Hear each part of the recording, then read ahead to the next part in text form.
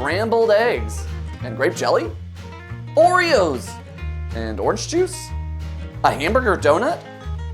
What is going on? Would you eat any of these combinations? They may sound gross, but some people claim that they go well together, so I'm going to try them out.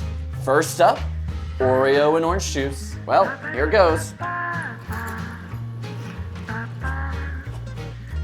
Not terrible.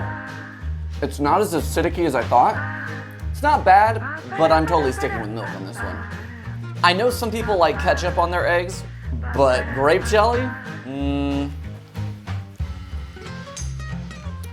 Not bad, actually. It's extra sweet. Actually, now it's getting a little weird. No, the more I eat it, the worse it gets. Now I'm feeling a little weird. Next, how about a pickle and peanut butter sandwich?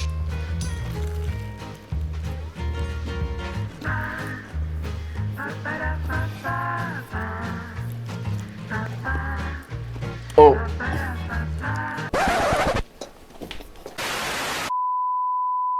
Ugh. Do we have any water? That is so nasty. Ugh. Oh, I was about to throw up. Ugh. All right. Next. Donut burger. Some things should never be messed with. There's no way this is any worse than the peanut butter pickle thing. It's like a hamburger with a very sweet bun. Sure is messy. Kind of an interesting combination, but it's actually not too bad. If I had to eat one of these, this one wins. Why did I try all those? Because we're gonna connect it to the third big question. But first, I need to lay down. I'm not feeling so good.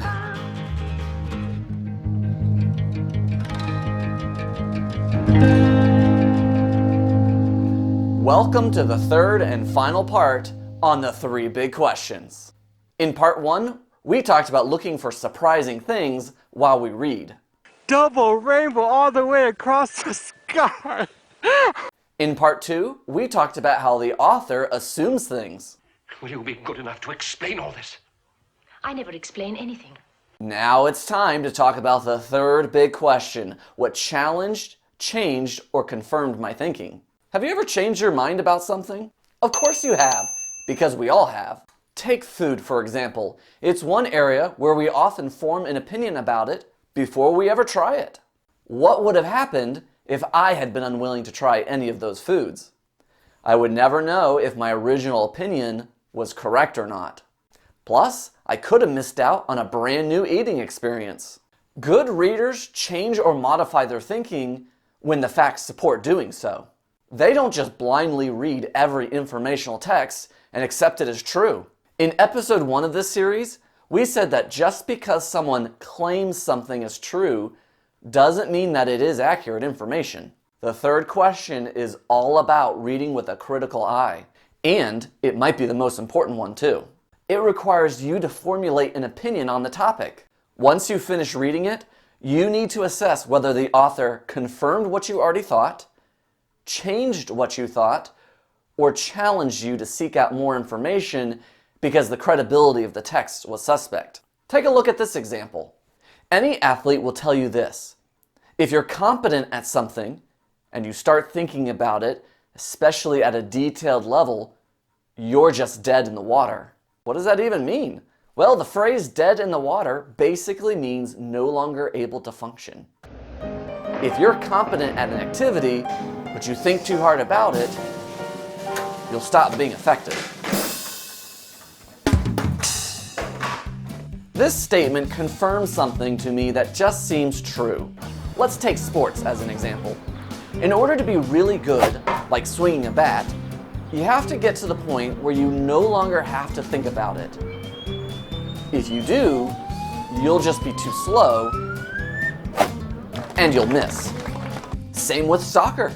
Your skills have to become automatic. You can't think about every foot move in detail or you'll miss the ball.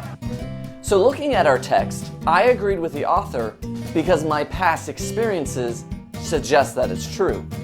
But sometimes you might completely disagree or even change your mind on the topic.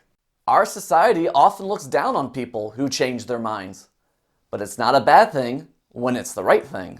The best way to practice this is to annotate a text. Here are some sentence starters if you need them.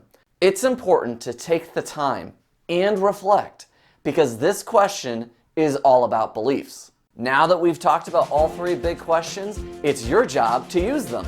You will reap the benefits. It may slow your reading down, but your brain will be engaged. And an engaged brain means better comprehension. And guess what? It's all about comprehension.